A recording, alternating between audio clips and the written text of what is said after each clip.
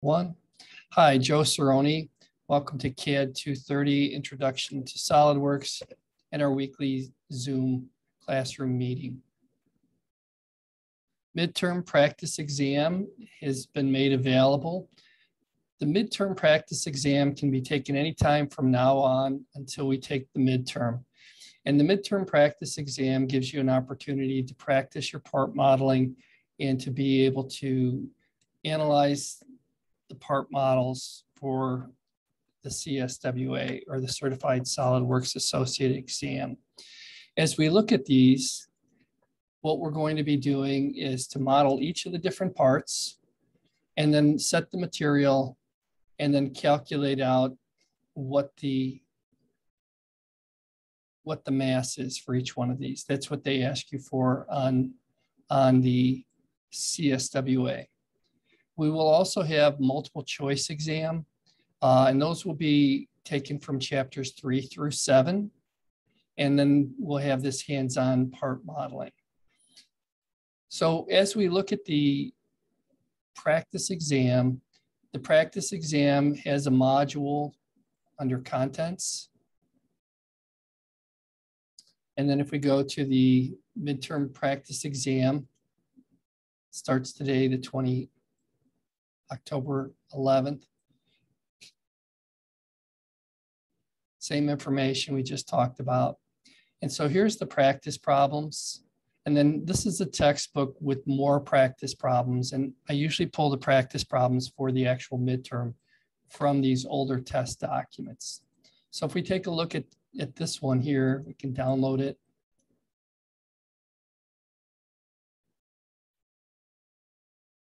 And open it. Make it a little bigger. So these are the 6 models that I'd like you to practice for the exam, or for the practice exam. The practice exam is worth 50 points. So you do want to complete these models. And each of the models has instructions, and it's taken from this textbook, an old SolidWorks CSWA exam prep textbook. And so if we look through it, it says build a basic part from a detailed illustration. And so here's our illustration, and they'll give you the information that you need. And so A is 3.3 inches, B is 2 inches, material is 2014 alloy, which is a type of aluminum, I believe, and that's the density for it. And so as we read through the directions, it has you create a new part, build it to the dimensions shown, create the sketches. And when you create the sketches, pay attention to where the origin is. Not so much on these mass properties calculations, but some of them will ask you for the X, Y, and Z coordinates for the center of gravity. And those will relate to the part origin. So as we look at it, what we'll do is we'll start off with a sketch like this. And I've already created these models. And so if I go into my SolidWorks and we take a look at this first part, let's just make this one bigger. So here's my part. If I go through and I look at the sketch itself, spacebar normal 2. Here's the part. You can see the origin is located right here. The part's 2 inches tall by 3.3. And then it just basically follows that profile.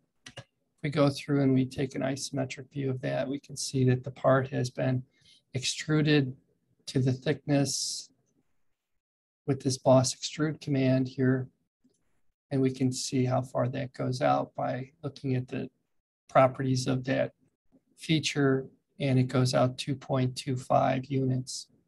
So if we take a look at the exercise here, 2.25, we've got 3.30 and 2.0.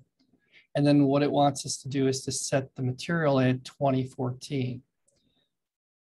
So to set the material to 2014, what we would do, let's complete that, got a little cutout of it, is under materials, and this one's already been set, we can right click and we can edit the material. And so the material is under aluminum alloys, and sometimes you have to hunt around for these. It's set at 2014. And so by applying that material to this part, we set that density of that material for calculations. And we can go to the evaluation tab, and then we can evaluate the mass properties. And so the mass properties for this is 0.84 pounds. And then if we take a look at the actual exam itself, they give the solutions here. And so here it is, 0.84. I know it's a little blurry, but it's best I can do. And so that's what we have for that. The center of mass is sometimes asked, and if we did ask that, we can verify that also in SolidWorks.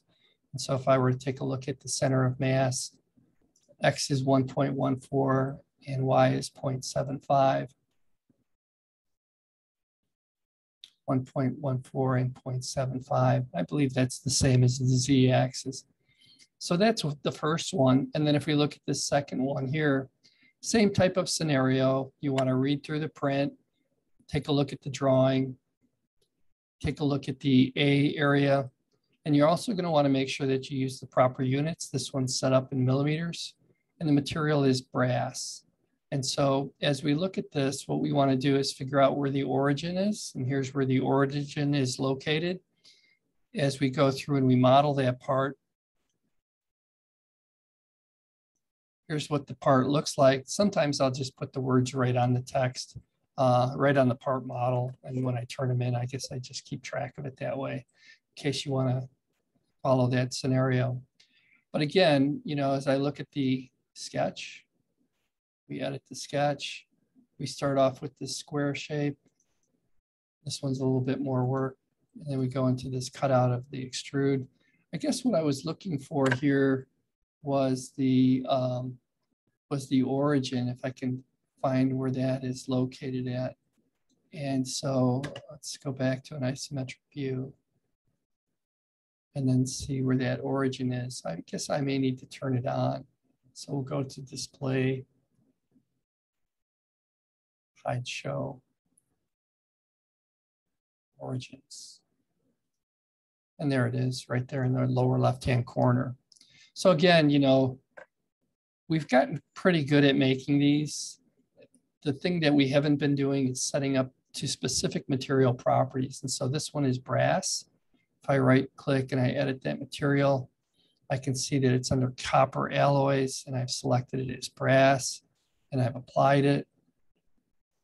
And then if I go through and I calculate the mass properties, I should get 1105 grams mass properties, and we got 1101. So I'm not sure what changed between now. This is kind of something about SolidWorks. I'm not sure if it was me or if it was something here, but if it's that close, then the answer is acceptable. They are able to have them off by a slight amount as we go through and we calculate these. So if we take a look at the answer then to it,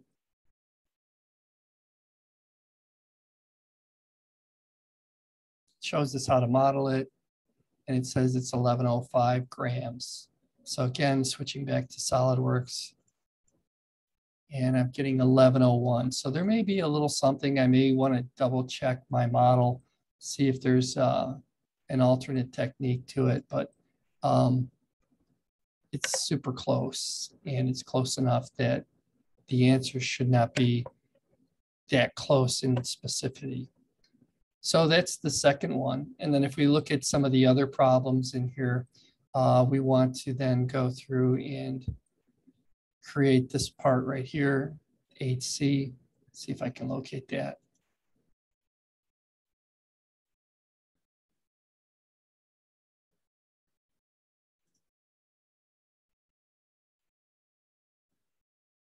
And so here's this part here. If we look at the units, it's in millimeters. And then if we look at the material, it's 6061 alloy. If we go back and we check that material, not sure what that is. Let me get rid of that. It's probably a text. Okay, fine. So something seems to be glitching on it, but let's just go to mass properties. Okay, because it's in an ambiguous state. Mass properties, mass is 302.40. If we go back through and we take a look at the curriculum, there we are. 302.40. So you're welcome to work these problems out. I'd be happy to, spend some time with you guys, reviewing these if you have any questions, but they're really pretty straightforward. It just takes practice. And that's really the key to the CSWA exam. If you practice and you're prepared for the exam, you'll pass it. But it's not an easy exam.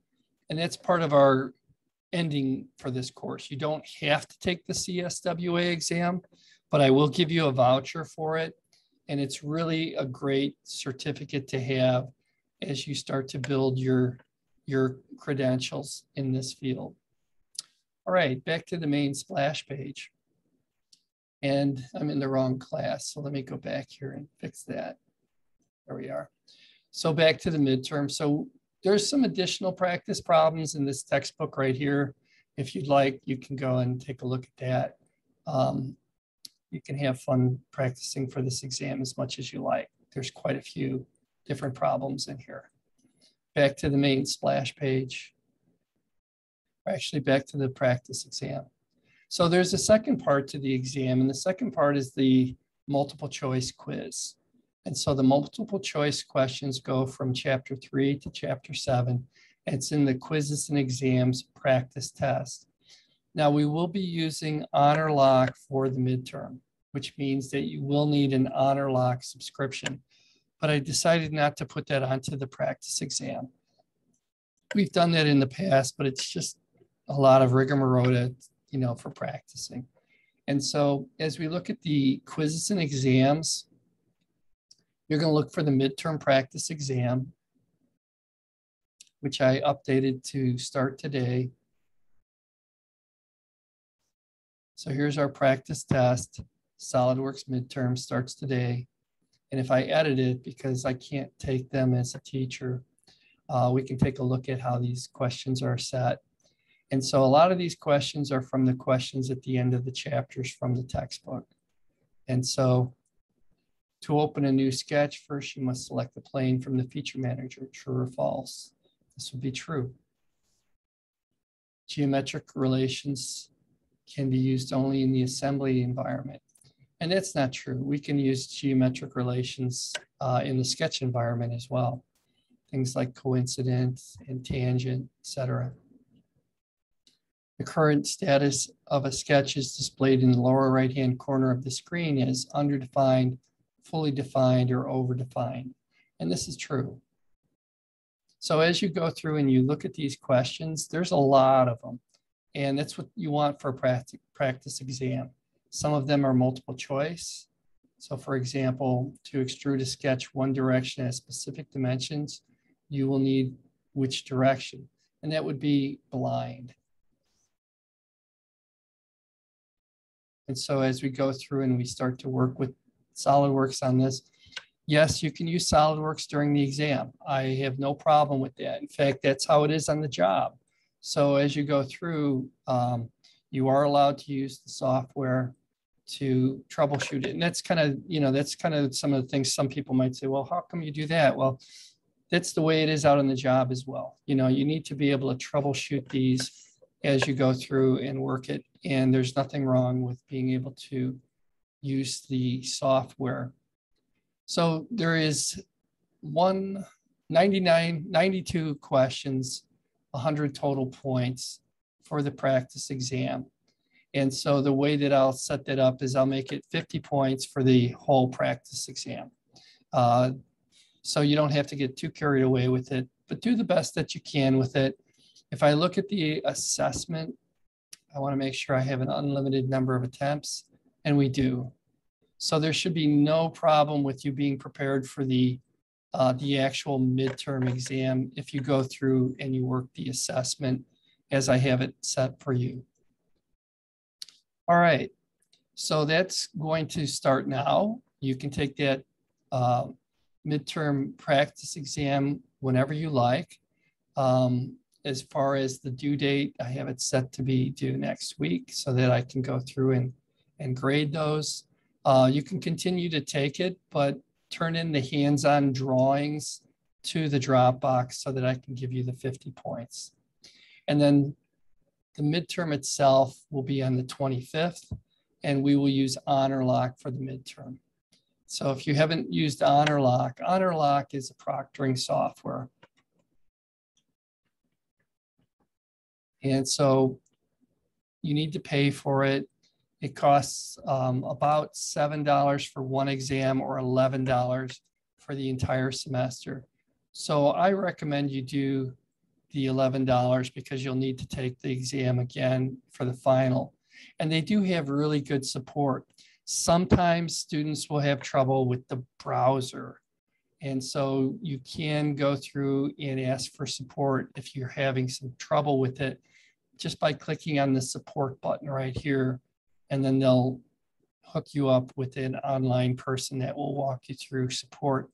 I will also be available on the night of the exam, so you can instant message me as well if you're having some trouble with the exam. Back to the main page here. Okay, so that's what I have for our weekly Zoom meeting. Start getting ready for the midterm practice exam. Next week, I'll review the midterm practice exam and get you guys ready to go for the midterm itself, which will be the following week. And then once we have the midterm exam, we'll start going into the other chapters. I have turned on Module 6, and if you need any additional help with that, be sure to instant message me. And that's basically it for this week's Zoom, weekly Zoom meeting. I'm going to stop the recording and open things up for questions.